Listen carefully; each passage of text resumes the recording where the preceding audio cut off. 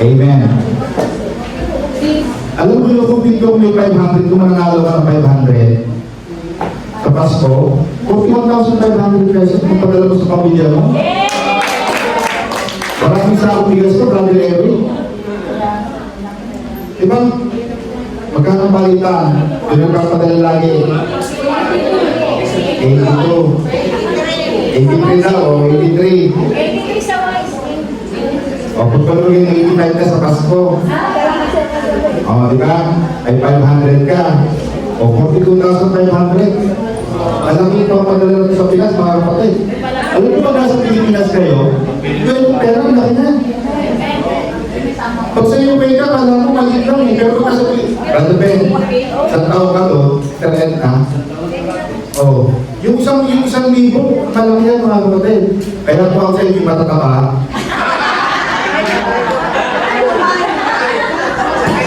Sabi mo sila tayo kapatid, panahon na.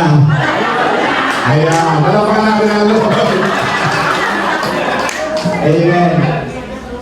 Paano may kasiyahan naman tayo mga kapatid? Kasi isa sa Pasko yung inaabangan natin sa ating Christmas party. Kaya kung yung gawa ko last year, hindi ko na masuot dahil ay nagbaluan na, hindi sabihin, malamang-lamang ka na. Ako na magkasabi kung sino mananalo, basta din, diba? Bala nakakala. Surprise talaga yan. Sige. Anyway mga kapatid, let's go! Parigal? Or is my cleaner? Okay, basahin natin sabay-sabay mga kapatid. Let's start. Para mapagkipahan na tayo mga kapatid.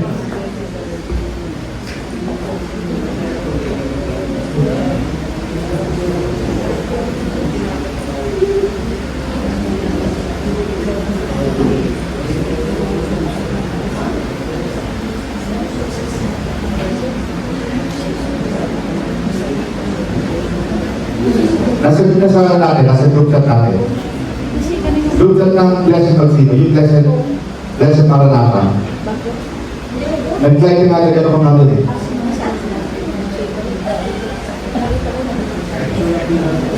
Yun nga. Yung picture lang. Picture lang. Yan. Sino dito ang kasali sa biggest loser? Nasa kamay. Pag matataba kayo, kung may sumali, yung matataba, at kung kayo mga yung matataba ka, hindi kayo nahihiya. Diba si Sergio? Kaya ako sumasali dyan, para patunayan mo sa sarili mo, kaya mo kontrolin ang pagkain. Taas ang kamay, ang kasali. Isa yun yung kasali ka? Kasali na ni Tete! Kasali na! Naka-maintenance ka, di ba? Isa yun ang kasali ka? Isa yun ang kasali ka? Ay, hindi ang transfer din. Wala na mabawasin ka. Maawa naman tayo sa mga kaya. Tete, naka-maintenance ka. Isa yun ang kasali ka? Sasali ka ba? Samaling, yan. Yung mga...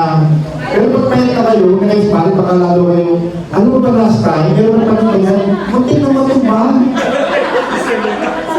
Dahil hindi sa kumain, kailangan pagdating rito, amustahan mo siya, kailangan tibahin na ako dahil hindi pa kumakain agahan.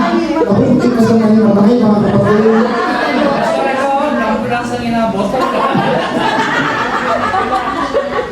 Sa swimming pool. Hindi, pero relax na. At saka yung pagdadayan is talagang, pero I think, meron ako bet kung sino mananalo.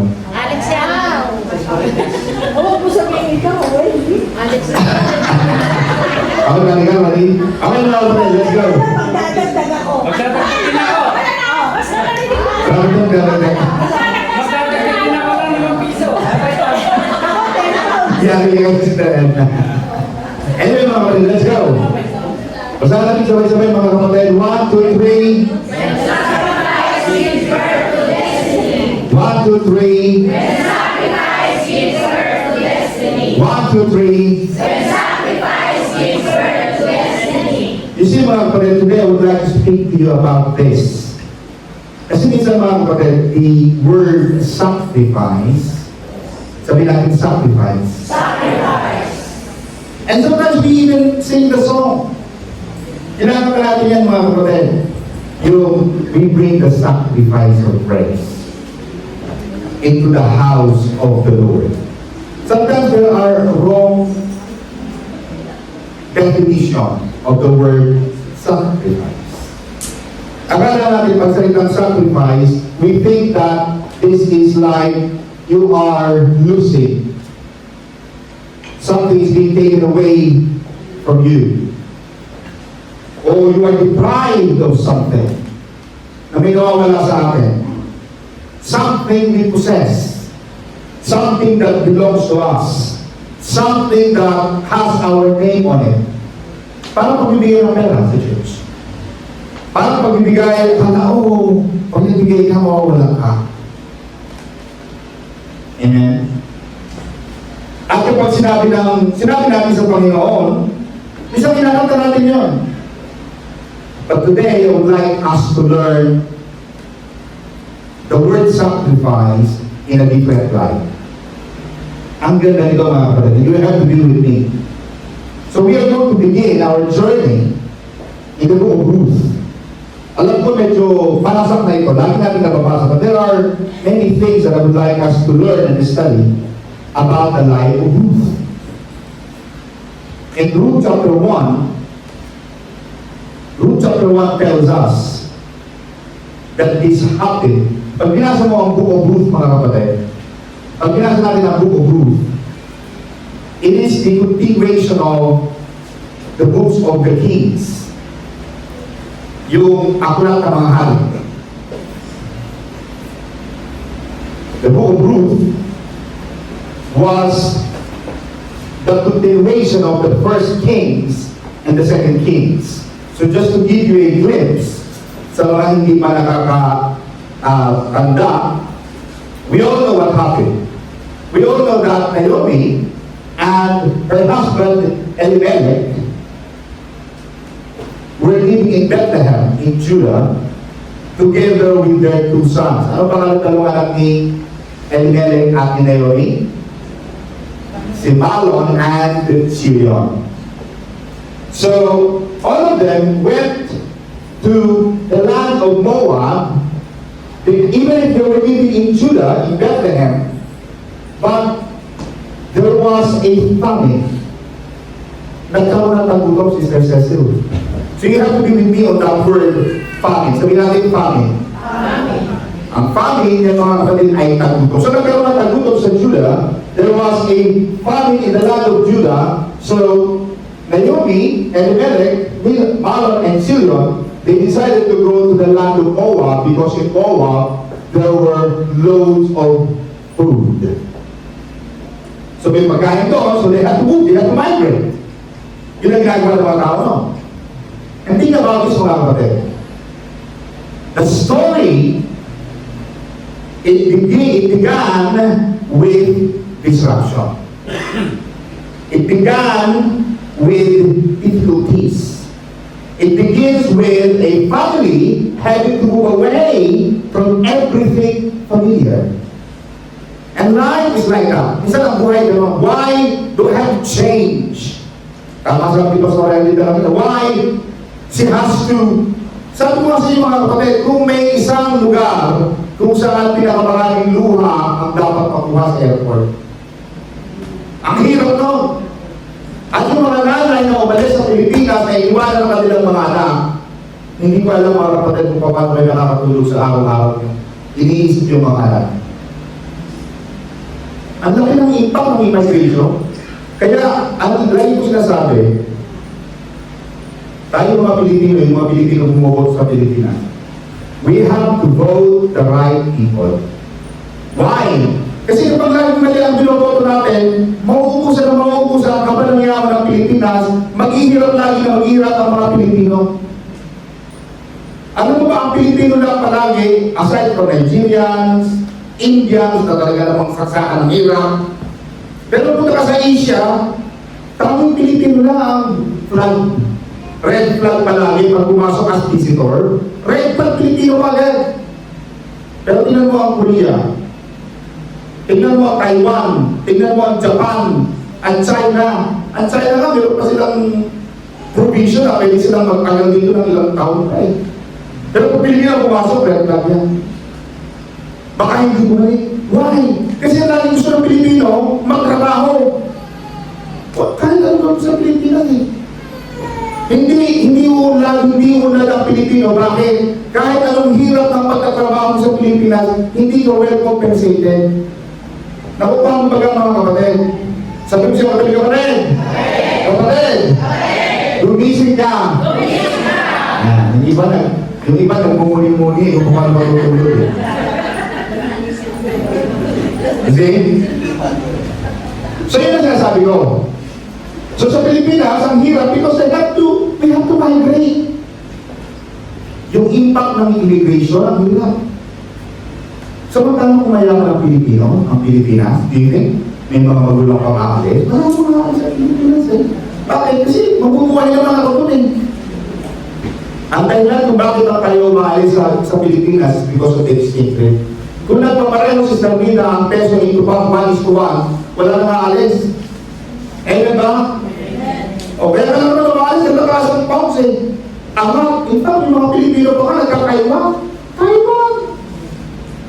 3 oras, 2 oras na sa Pilipinas. Mas maaangat ang ibang bansa. So, there was a migration that happened. They had to migrate from a richer country. They had to go. Now, ito ang nakakatuwa mga kapatid. They went to Moab. And while they were in Moab, Israel says, we all know the story. Naomi lost her husband.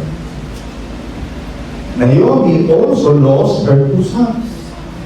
So talagang, para sa pinagsakluban ng langit at lupa. Alam niyo, akala mo sa iyo kay nauunlad. Parang gano'n.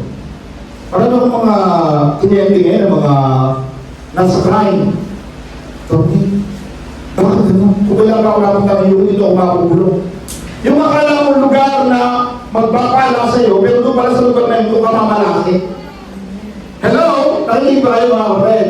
Sabihin siya kapatid, kapatid? Hindi ka malas. Diba? Yun ang nangyari sa kanya. So she lost her husband and she lost her 2 sons who were married to Moabite women. One is Ruth and the other one is Orpha. Hindi Oprah, Orpha. Orpha at saka si Ruth. Now imagine mga kapatid, namatay ang kanyang asawa, namatay ang kanyang 2 anak, and they are now in a foreign land with 2 widowed daughters. So 3 silang widow. So imagine mo nasa lamesa sila, nagpapagtuwa sila, imagine mo lahat sila, namatay na mga asawa. Eh, may baga mga kapatid. Kaya huwag kayong maghahanap ng mga asosasyon. Sabi nila sa Siberia, bakit daw ang samahan ng mga pangkat? Bakit daw ang samahan ng mga aso? Asosasyon. Huwag kang maghahanap ng pangkat ng mga palas. May samahan ng palas. May samahan ng mga balat. Sabi ko siya kapatid, wala akong bala. Palapakan natin ang Lord. So talagang 3 widows, rather than they suffered pain, loss, disappointments, and broken dreams. Sama-sama sila. Yun ang pag mong hahanapin mga kapatid. Maghanap ka ng mga kaibigan na mga swerte. Ayun mga kapatid. So lahat sila minalas. But now, they have to go back. Naomi heard that there is some food again in Bethlehem. Napunta ni Naomi na sila sigura. Kailangan niyo bumalik. Kasi wala nang pagkain dito eh. Kasi tao naman, nakita mo mga tao, Mr. Delgada, they keep moving because of food. Diba? Pagka magulang ka, nakikita mo yung anak ko, nilakas kumain. Ako, lolo ko, mukhang kulang na pagkain dito ah. Nagkakaroon mo na eh, hindi ko pala umiin eh, nakawal ko eh, di ba? Hindi ka naman nakaalis kung lahat masaya eh. Kung lahat tama, kung talagang sobra yung kita mo dun sa pangangailangan eh. Most of the time, we leave, we migrate because the amount of money coming in is less than the food we consume. Naramdaman yun ni Naomi na kailangan niyang bumalik sa Bethlehem. Now, ito na yung tanong. Nagtanong na si Rangel, nagtanong na si Naomi. Sabi ni Naomi, Orpha, Ruth, I have to tell you something. Magkaroon tayo ng meeting. Ano po yun? You see, ito na sabi niya. Ang sabi ni Naomi, I have to go back. I have to go back to Bethlehem. Pero, I have to leave you. Because I cannot have a husband and two homes. I cannot give you, even if I find a man now, kahit bakit ako na magiging asawa ko ngayon, at kahit manganak ako ngayon, yung magiging anak ko, hindi yun lumang kasi nung napakalog, ganun kailangan nila maghintay sa mapapangasawa nila. Ayun kasi hindi. Diba? Iba na kayo. Wala nang hinihintay. Ayun ba? Sa kanya kakilala. FD. FD? Diba? So sabi ni Naomi, look, I cannot have a child. I cannot give you anything anymore. Yun ang sabi ni Naomi. I have nothing left to give you. Wala na ako na you see, sometimes you have to be honest. Sometimes you have to be honest with people that I cannot give you anything anymore.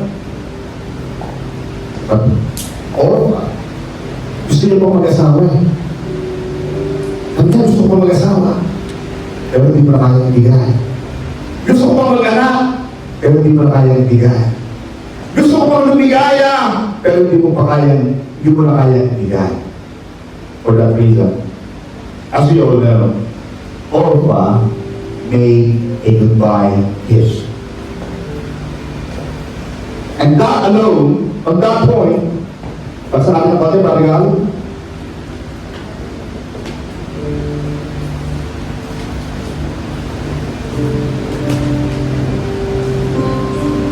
some people will kiss you goodbye. Some people will kiss you goodbye when you got nothing left to give. Because they are with you during the good times. They are with you when they are comfortable.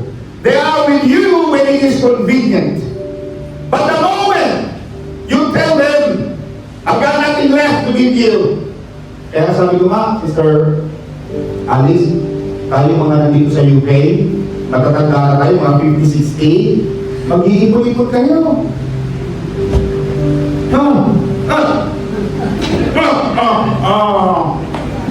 Hello! Sabi ko siya, kataling kapatid! Mag-iipon ka! Why? Because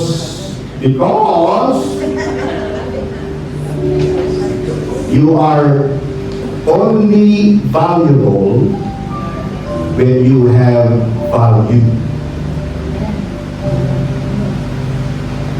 You are valuable when you have value. Pag meron kang value, valuable ka, mabango ka. Kaya sabi ko nga sa mga magulang, Sister Jen, mapapaitan mo sa inyong mga anak, magiging mabubuti kayo sa inyong mga anak. Why? Kasi yun na naman isa ng pag-asa mo. Huwag kang maging malupit sa inyong mga anak. Why? Because when you grow up, there will be no one, yung mga kaibigan mo, ano sa kami pastora, yung mga kaibigan mo, tatalaw lang siya isa, dalawang beses sa iyo. Kahit nasa balikan ng karamdaman, yung iba hindi na nadadalaw.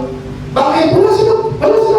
Wala silang means, wala silang joy, wala silang guts to visit you. Magtitira ka sa iyong sarili. Why? Because pagtanda mo, lalo na yung asawa mo, magiging mabait ka sa asawa mo. Kaya ako pinabait-bait ako sa asawa ko ngayon. Brother Ronnie. Why? Brother Henry, pag tumanda tayo, sino mag-aalaga sa atin? Ibang tao mag-aalaga sa atin. Kahit nga minsan, nagkakakala tayo ha, kahit mga kapatid. Kapatid ha? Kapatid na ito. Sa iyong dugo mo. Minsan, hindi mo maaasahan. Kayo kasama mo, yun ang aasahan mo kapatid.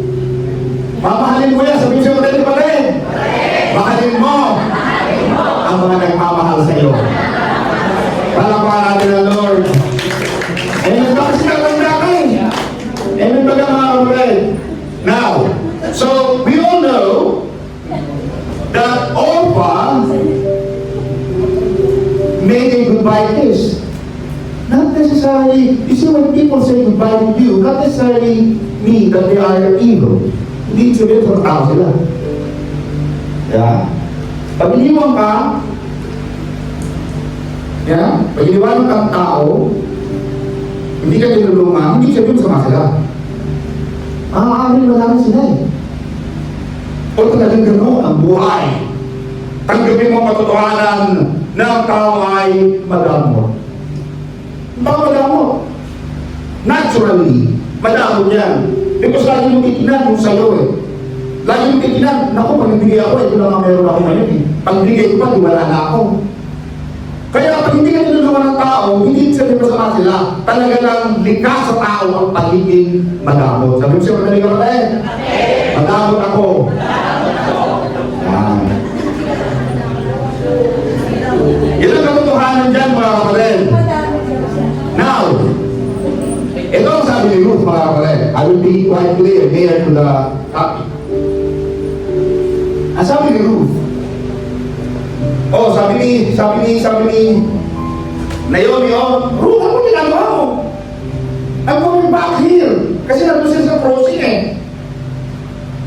Going dito sa Bethlehem, ito going sa Moab. Ano sabi ni Naomi kay Ruth? Ruth, si Orpah, umalis na. Sumabay ka na. Ano ba hinihintay mo? Wala nang pinibigay sa'yo. Ay, nothing left. Go! One thing that made Ruth, and that goes to the topic, the sacrifice gives birth to destiny. Ruth said this, are you ready? Do not urge me to leave you or to turn back from following you.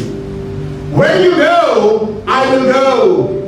Where you lodge, I will lodge. Your people shall be my people, and your God shall be my God. Where you die, I will die. There was no emotion. There was no argument when Naomi heard na talagang hindi bibitaw si Ruth. Pumayag na si Naomi. So, there was a goodbye kiss, and there was a woman who would like to go despite all. Wala sa nakita eh. Wala sa nakita aasahan sa tao ito kay Naomi. Pero for some reason, itong babae si Ruth na galing sa sinumpang bansa ng Moab, she stayed with Naomi despite of knowing nothing that this Naomi can give something back. So what does sacrifice really mean? Ang mean sabihin ng sacrifice, what is the word sacrifice means? And there will be times when God will stop you, will challenge you, will interrupt you, your life with a challenge. God interrupts your comfort with a challenge. God interrupts your routine. Minsan i-interrupt ng Panginoon yung plans. And sometimes, sacrifice means accepting God's challenge regardless of the difficulty. Ruth is a Moabite. She's not a Christian. She was not born in the land of Judah. She was not part of the 12 tribes. She was a hidden, a land which was Moab, cursed by God. And who would have thought that this woman who came from the land of Moab would make that kind of life-changing decision? I will stay with you. Kung saan ka mamamatay, mamamatay ako. Kung sino ang Diyos mo, yun ang magiging Diyos ko. She had no idea. She had no idea. That was her attitude. And sometimes God does not show you the Boaz before you leave Moab. God will sometimes hide. He will hide to you the blessings. Because Ruth didn't realize that from going back to Bethlehem, she will then find her Mr. Right. She will then find her lifetime partner, Mr. Boaz. And God sometimes will hide the Boaz before you leave Moab. But sometimes God will have to check whether you are ready to make that sacrifice. Sacrifice. She left because she chose God.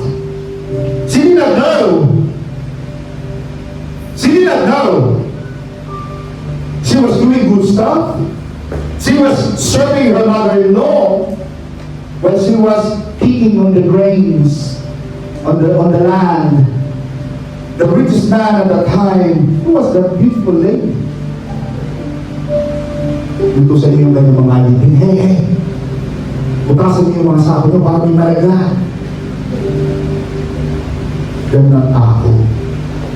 Pag meron ka, marami ka, magbutas ka ng sako, ang itong magbigat.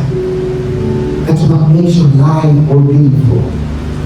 When you give, when you open your life, marami ibigay sa iyong Panginoon, anin mo yan. Ayun ba mga walay? Anin mo yung dami ng pera. Anin mo yung dami ng trabaho, hindi ka naman kanta o gaga.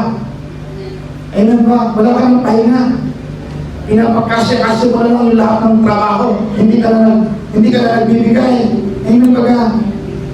Anin mo yung dami ng chocolate meron ka. Ang dami-dami ng chocolate. Alam yung chocolate na bili pastor na galing Amerika, Hershey's, 2 plastic, hindi na ito makang-uubos. Hindi na sarap. Pagka magkakakain, meron pa tayong pangutang. Alam yung pangutang? Dessert. Sa amin sa Batangas, kasi pang pangutang din. Pangutang, para din, ano? Pangutang. Ang dami. Siguro, pangnagas yan. Pero sa amin pangutang yun, pangnagas, dessert, ayan pangutang. Siguro sa hindi po sa lasang chocolate na Hershey's, aan lang sa tuloy kami natin dito, tapos yan, ipakain mo yan. Huwag yung hayaan na napapamisan yung refrigerator dahil po sa church. Walang napapalisan sa pinakitabang na panis sa church. Isa lang na. May nakita ba ng expire? Walay! Lahat na dadalay! Ay, may magawa na kapatid sa kasi ng walay! Ay, may magawa? Wala na na-expire sa nila! Walong cake, brother! Kami alis, walong cake! Kami nagdala, hindi kami nakatikin. Nasaan yung cake? Sabi ko, di ba may dala kong cake? Sabi ko, ito, hindi naman nasisigasin ka.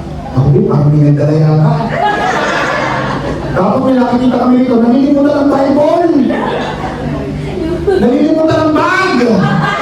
Pero wala akong nakita nakalimot. Nag-shower! Doon ka magtataka. Eh, yung taga mga kapatid.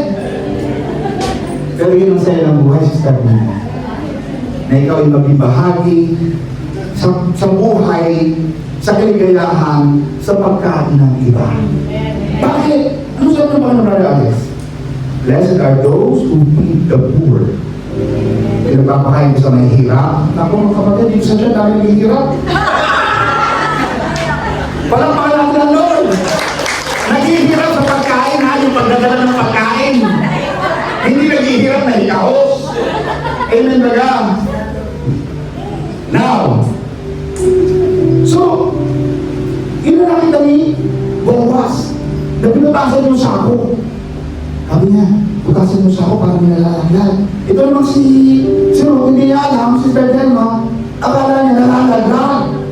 Yung pala, talagang inilalaglag.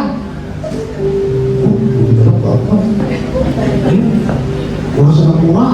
Pagpunta sa bahay, dala niyo sa ako. Mami, dami ko nakuha. Dami nalaglag ko sa mga at takama ko mga parang na yun. May mga bukasan sa ako nila. Hindi mo alam, may ginagamit ng Diyos para pagpalain ka. Pagpalain mo.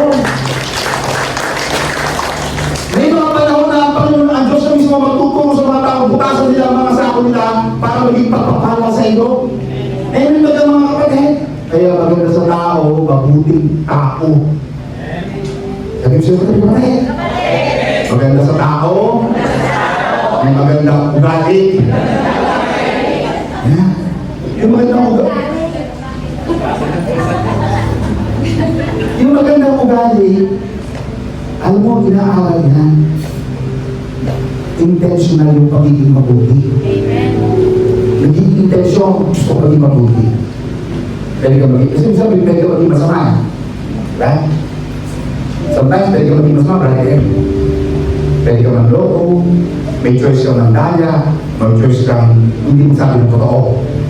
Friend, but because you chose to be good, ano sabi ng Biblia? God orchestrates the walks of the righteous. Itutuloy ng Panginoon ang landas mo when you are in the right path. Pero pag mali ang decision mo, pag masama ang ugali mo, pati tao, hindi ka tulungan sa masama ang ugali. Pero ang tao magaganda ang ugali, sarap tulungan. Pero pag masama ang ugali, sarap patuka. Sabi siya, patali ka pa rin. Dapat! Maganda ang ugali mo. Alam pa natin ang Lord. Yun na naging puhunan, mga kapatid, yun na naging puhunan, I'm just wondering about the time, yun na naging puhunan ni Ruth. Sister Elaine, naging mabuti tao siya. Kita-kita ni Boaz, sino niya ang babae niya? Ako, yan o, si Ruth na yan po yan po ay totally ni Naomi, yung namatay, yung mga anak niya at mga asawa niya, yan po ay bago na. Ganun ba? Kung bakit naman ganyan? Kaya, pinapabalitaan ko na mga daughter-in-law pag nasa bahay ng mga parents ko nila, mga donya. Hindi mo lang makabukas sa mga pigla. Ayun na ba? Pag kayo nasa mga in-laws niyo, mga kapatid, magpapakitang gilas kayo. Ano sabi ni Pastora? Kamay. Ang sabi ni Pastora ito, anak, kami magulang nyo, kilala na namin kayo. Alam na namin ang ugali ng isa't isa. Yung dinapuan ninyo, yung dinadapuan. Nakikinig ba kaya mga kapatid? Yung dinapuan mo, Sister Alice, hindi na kilala ng mga tao nyo. Doon ka magpapakita ng gilas. Doon ka magpapakita ng galing sa mga dinapuan. Bakit? Hindi ka kilala ng tao nyo eh. Amen ba? Doon ka magpapagaling. Kaya sila yung naging baon niya. Kaya kung kayo yung mga in-laws, as pa rito may mga in-laws, hindi in-laws of support, in-laws. Amen. Babaitan ninyo. Amen. Bakit? Hindi lang yung mahal mo asawa mo. Yung pamilya niya hindi mo mahal. Amen ba? Sabi, hindi mo pinagmamalaki ko ano, nasa pag-usapan natin. Uuwi na sila natin eh. Gusto niya sila. Punta tayo ng Costco. Amili tayo sa Costco. Sa Costco, pag namili ka sa credit, alam mo. Kala ko maliliit na mga pakete lang. Eh. Gusto ko nung tumipila na kami, haba na listahan. Di ba na? Magiging marunong ka. Magulang ang asawa mo. Amen ba ka? So yun ang naging puhunan ni Naomi. Now, kapatid, eto na. So alam natin, Sister Cecil, na sino naging asawa ni Ruth? Sino naging asawa ni Ruth? Obed? Sino Obed? Ang naging asawa ni Ruth ay sino? Si Boaz. Now, pag binasa natin ng Matthew chapter 1 verse 1, Matthew chapter 1 verse 1, you have to listen to this mga kapatid. Matthew chapter 1 verse 1, verse 2 to 6. Mula kay Abraham hanggang kay Haring David, ang mga ninuno ni Jesus ay sina Abraham, Isaac, Jacob, na ama ni Juda, at ng kanyang kapatid na si Juda na ama ni Pares at Sarah kay Tamar. Pares, Esrom, Aram, Aminadab, Naazon, Salmon. Salmon is the power father of Boaz. Now, why is Salmon important? Not it is because Salmon is a fish. Salmon is the father of Boaz, and you know what the Bible says in verse 4? Salmon is the husband of Rahab. Rahab, the prostitute in the land of Jericho. Imagine Boaz was a child. Imagine sabihin na table, Sister Cecil, kung mo si Naomi at si Rahab. Hey, Rahab, ano nangyari nung pumito yung mga Israelita na sa Israel? How was it like? When you see that the wall of Jericho came crumbling down, how was it? Because Rahab was a prostitute.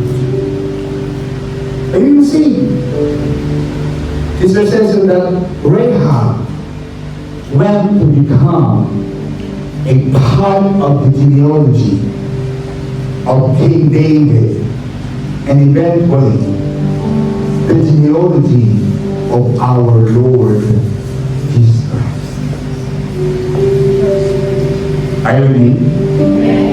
So imagine, nung nalayo pa siguro si Rahab, siguro, sabi niya, ano nangyari? Siguro yung kaibigan ni Rahab, ano pa ang naniligaw sa'yo? Salmon. Ah, yung fish? Ang isda! Yun! Hello! Wala ka makita ibang lalaki dyan? But they did not realize that their names will be written in the Holy Scripture. Now, I will be there in my topic. So kita natin mga kapatid yung ginagawang kabutihan ng Panginoon.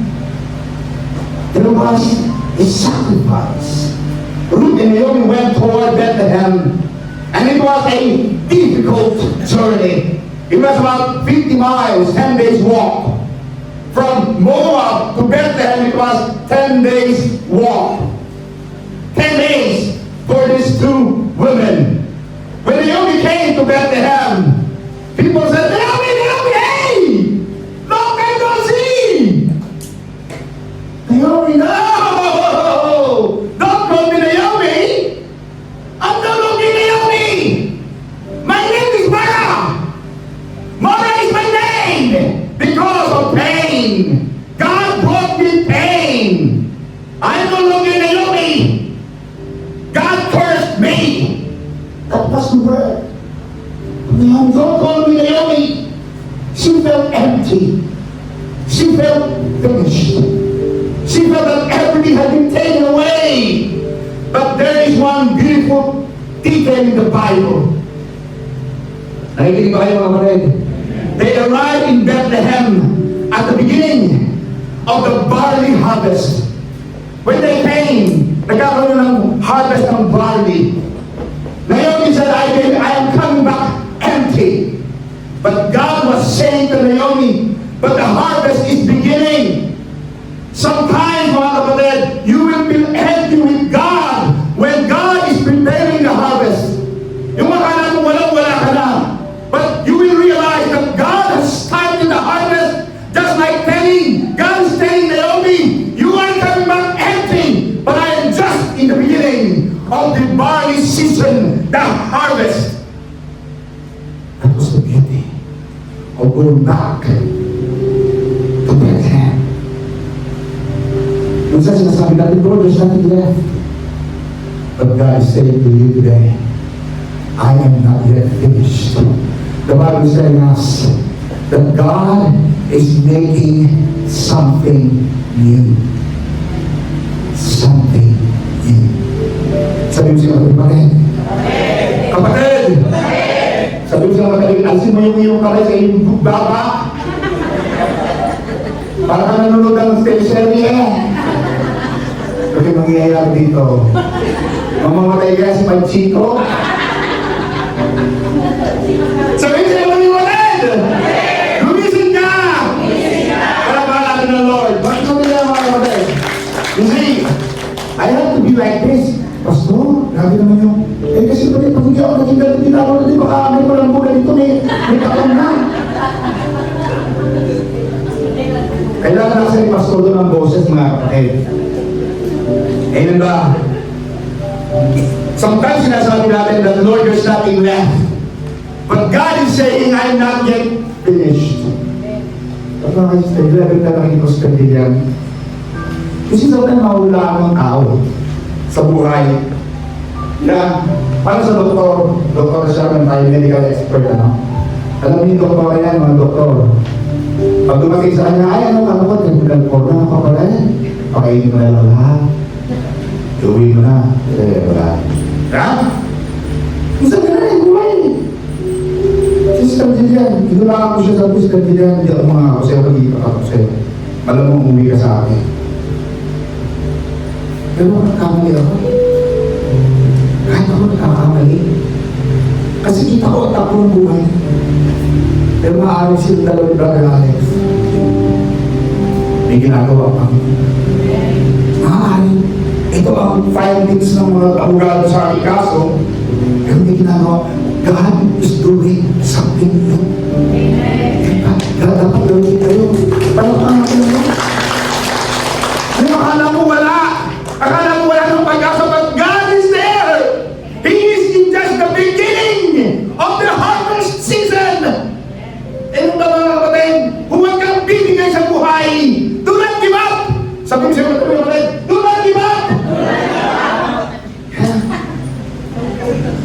You are in the beginning. And then when Ruth enters the field of Boaz to gather the leftover grain, she didn't know who owns the field. She was just there to gather the leftover. She was a very poor woman, not realizing that she will become one day. The Bible says that from Boaz and Ruth, they begat Obed. From Obed and his wife, they begat or they gave birth to Jesse. From Jesse and his wife, they gave birth to the King David. Nobody realized, nobody told Ruth that when you sacrifice of living Moab, I will give you a promise that from your bloodline, the king will come from. God will hide the beauty of his promise. God will hide the promise when you are going through a process. You understand? So don't give up. Sabi mo siya mga don't give up. Don't give up! Huwag kang susuko! Nanghihina ng boss na. Hindi sila pa tayo dyan mga kapatid. Sabihin sila tayo, walang susuko! Yan. And so, when I was reading this, I was so inspired. Who would have thought? Sino magkakala? You know, sabi ko guys kami Bago-bago pa lang kami, si Delma. So, magiging tapat ako sa iyo ha. Ako'y ganito. Ako'y walang lupa, ako'y walang may pagmamalang sa iyo. At mas lahat, ganito naman tayo. Ganito ako tayo. 16. Kasi kinasal kami, kaya. September 25, 2010. Pero nung kinasal tayo, matagal na tayo ba? Nung kinasal kami, matagal na kaming magkasama. Hindi kami yung kinasal na yun. Eh, gano'n naman talaga eh, di ba? Kayo muna, di ba? Pero sabi ko sa kanya, wala akong magpapangako sa iyo. Kung ano ako, ang nakita sa akin, kaya namin ko nakilala si Pastor Ali. Kasi yung pinakamurang bahay sa Alice, doon ko may nakapangupahan sa niya. Axbridge. Mura lang ang upa. Kasama ng tubig at pumili. Kaya walang internet, ano? Ngayon, hindi ka parang si Sakal, hindi mo nakakalimutan. Nung humiga ako sa sabi, bumagsak yung bukama. Bumagsak, kung hindi ka na bumagsak. Bakit bumagsak? Lalaki natin eh. Bumagsak, kaya walang kami. The moment na nakita ko si Pastor Ali, siguro the following week o amang after, kasi sarap sa bahay na yun, nakilala lang namin si Pastor Ali. Na hindi namin alam. Na ito aming pagkakaibigan, magiging ng mas mahabang pagsasama. Minsan gano'n ang Diyos. Hindi mo alam ang dulo ng buhay mo! Amen ba? Hindi mo alam ang plano ng Diyos sa buhay mo! Ano sabi ng Biblia, Sister Delma? In His time, He will make all things beautiful. Walang pangalan ng Lord. Hallelujah. Now, I'm going to the last part and you will be amazed of the last part. Okay.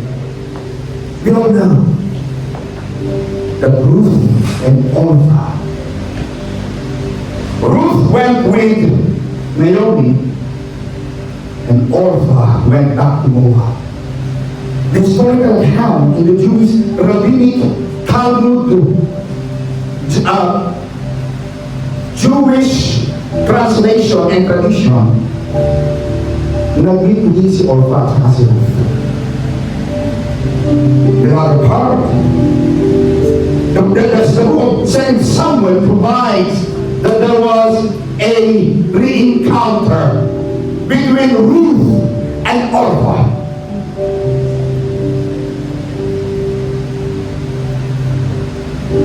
The Jewish tradition says that Orpah became the mother of Goliath.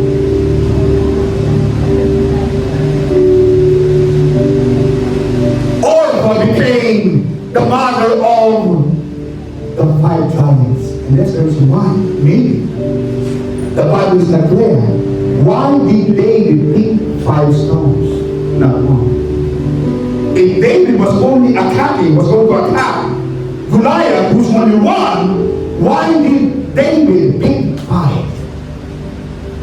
Because David thought that this giant Goliath had another 4 relatives equal size. Gog, Goliath, other giants of the children of the Anakites. Orpah was their mother. Orpah was their mother. David came from the bloodline of Ruth. Came from the sacrifice. The sacrifice that she never knew existed. Kaya, wag ninyong panghihinayaan mga kapatid. Don't ever give up. Don't ever forget this. Your pain, your disappointments, your failures, they have purpose. Pag nasanay ka na doon, sa pagkatalo, sa pagkabigo, nasanay ka na doon, natalo ka na lang, that is you. But one day, the Bible speaks to Alice, that God will wipe your tears away. You will also cry, but your tears will be for joy. Amen mga kapatid, yung luha mo ay luha ng kaligayahan, luha ng pagkatagumpay, luha ng pagpapala na galing sa Diyos. Para natin ang Panginoon mga kapatid. Ruth did not see David when she left Moab, but David was already inside the future God was preparing. God allowed Boaz to meet Ruth. And from there, God designed the DNA, the bloodline, up to down to Jesus. Nakita ng Panginoon, hindi nakita ni Ruth, na out of her, Jesus Christ was there.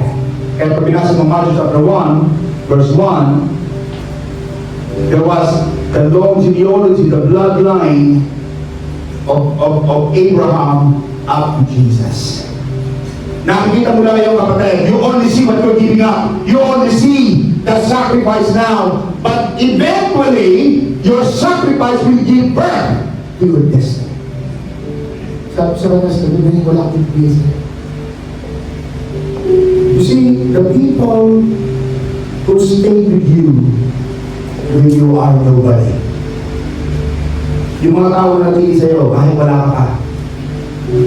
Yung kahit progre ka. Yung kahit ikaw ay sipurita. Pero nanatili sa'yo, nagmahal sa'yo, umunawa sa'yo, pagpalain mo sila kapag ikaw ay gumanda ang buhay. Pero panatay mo, walang hinintay ito eh. Walang hinintay. Kaya pagkalalabas ka, hindi. Mamili ka dyan. Dali ko na maglalay ka. Hindi niya nakita Sister Ceci. She never knew Ruth. When she left Moab, she never knew that out of her, the Messiah will come.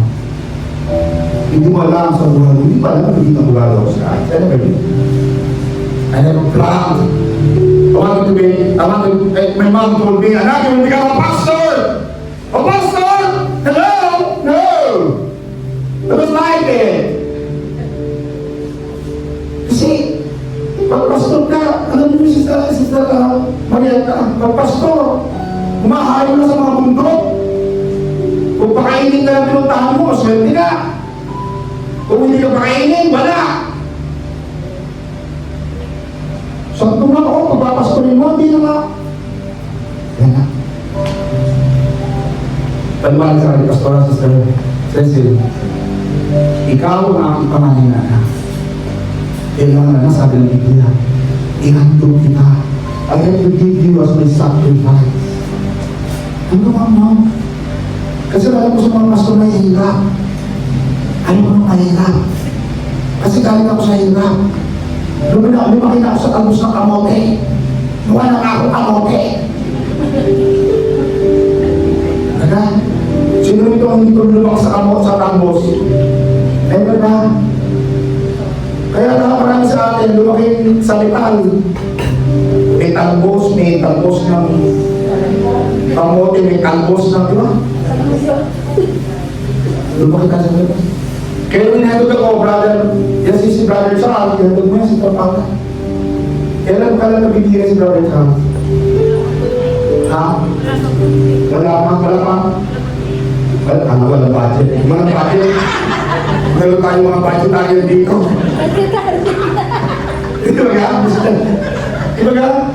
Mga kapatay. Nung niyahatog ako ni Division ni Pastor Saltar, mga 1985, Paano ito pong anak namin, kuhanin niyo na po. Sinakripisyo ko ng magulang ko. Sabi ko, my God, ano na nangyayari sa pamilya ko? Maghihirap ako! Kaya ng January 2003, sa LA, ako na, gusto kong magpunta ng Amerika. Pero hindi ko sinabi sa kanya, na ang plano ko talaga, mag-inti-inti ako. January 2003, nag-apply ako ng US. Sa pagpapihang pala nakapasa ako sa US, eh di ba nung unang panahon, pagka may US visa ka, parang piling mo, pilingar ko na. Mga kulita kayo, mga naka-US visa ako, busy! Busy visa ka ba na? Mayaman ka na! Kaya pag kayo narating sa UK, mas mabang kayo. May trabaho ka eh! Eh, ano ba yan? Kaya pagsaray ko ng Cathay Pacific, February 14, 2008. Nag-side trip ako, sabi ko, stop over ko, Lotto. Makalapas na kayo sa Lotto eh. Hindi talaga ako dito eh. Hindi ako dito, kumbaga ako transit lang. Napadaan lang, transit! Ano yung transit? Parang stop over ka lang. Nagpakasanali ako makalabas, pastorally. Ano gagawin ko rito? I just want to see the Queen.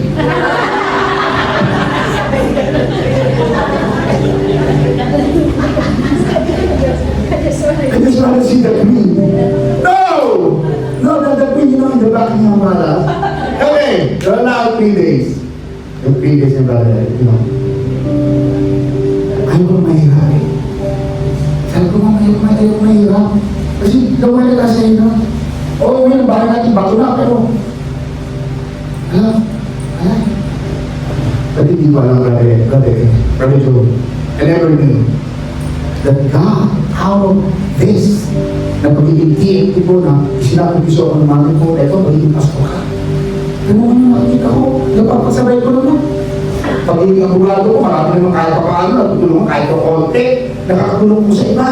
At nagigingin ko ako ng Panginoon, nagiging pagpapala ko sa inyo mga kapatid, palapala natin ng Lord. Kaya hindi nyo alam yung mga sakripisyo ninyo sa inyong mga anak. Amen ba? Yung sakripisyo nyo paglilingkod sa Diyos, yung pagtayo nyo dito sa unahan, yung pagpupuro nyo sa unahan, yung pagbibigay ninyo sa gawain ng Panginoon, sa kaharian ng Diyos, you are bringing the sacrifice of praise into the house of the Lord. And when you plant the seed in the house of God, ano sabi ng Panginoon sa Israel? Alice, walang sino man na nagtanim ang hindi aan. Ang sabi ng Biblia, ang mga tao ay tanim ng may pagluha ay aaning may dala, ay aaning may saya, aaning may kagalakan sa buhay. Ano ba kayo mga kapatid? Kaya ngayon ko nakikita, yung palang tao mo sa akin, maging natuturo ko na salita ng Diyos, pinamalaginan lang yung pagiging abogado. In fact, baka nga malaking tulong yung pagiging abogado ko sa aking pagtutubo. Yan ba lang mga kapatid? Kaya hindi nyo alam yung mga sakripisyo ninyo, pagsisikap ninyo sa Panginoon. Huwag kayo magsasawa sa paggawa ng mabuti. Huwag kayo magsasawa sa paggawa ng mabuti. Sapagkat sa kantang panahon, aanihin ninyo ang lahat ng inyong mga itinanim. Amen? Palapala natin, Lord. Amen. Ito Hallelujah. Hallelujah. Hallelujah. Salamat po, Panginoon. Because the sacrifice that we do can potentially give birth to a destiny, to a better future. Hindi natin ang Panginoon na ito pang ginagawa ng maliliit na bagay, paglilingkod sa iyong kaharian. Panginoon, hindi namin alam. Sinabi mo sa iyong masalita, Panginoon, na sino mang magbigay ng isang basong tubig sa aking mga alagad, hindi ito mawawala ng ganti. Sapagkat ikaw ay Diyos na nagpapala Ikaw ay Diyos na nagbibigay. Ikaw ay Diyos na nagre-reward sa lahat ng aming mga ginagawa. Marami po salamat, Panginoon. Sa mga sakripisyo pong ginagawa ng aking mga kapatid, Panginoon, gantihin mo po ang kanilang pagsisikap, ang kanilang sakripisyo. Panginoon, bigyan mo po ng pagkakataon na magkaroon sila ng magandang future, na lahat ng kanilang mga pangarap sa buhay, may their dreams come true. Ang lahat ng kanilang mga pangarap, ang lahat ng ginagawa ng kanilang mga kamay, ang lahat ng kanilang mga paa, at ang mitihin ng kanilang mga puso, Panginoon, may they come true. May it become true, Panginoon, maging makatotohanan po ang lahat ng kanilang mga pangarap, ang lahat ng kanilang mga alikhain sa buhay. Kagaya po ni Ruth, Panginoon, hindi niya alam na out of her, she will give birth and become the part of the biological line of the King David and the Messiah, Jesus.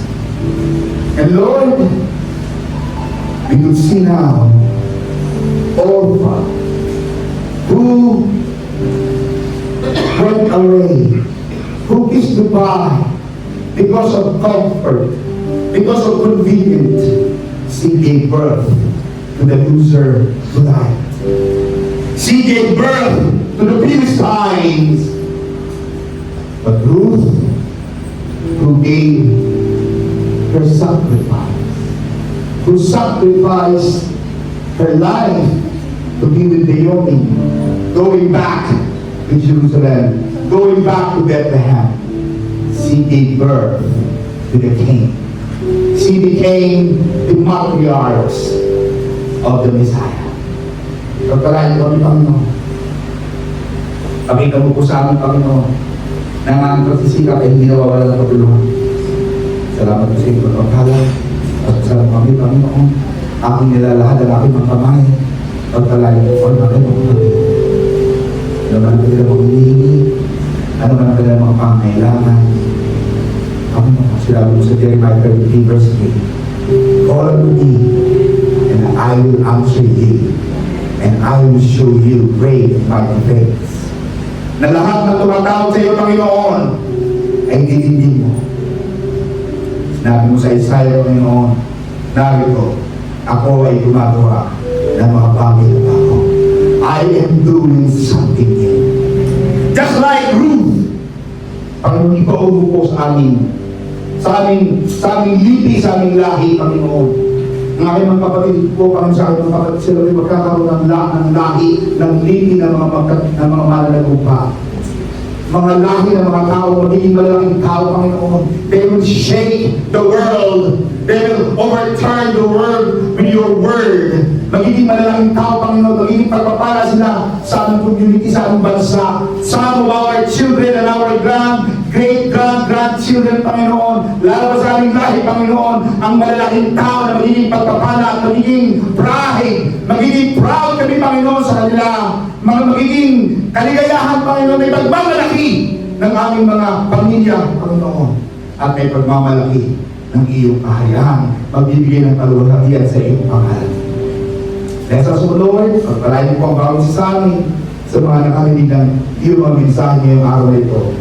Bless us, O Lord, in Jesus' name we pray. Amen. Amen.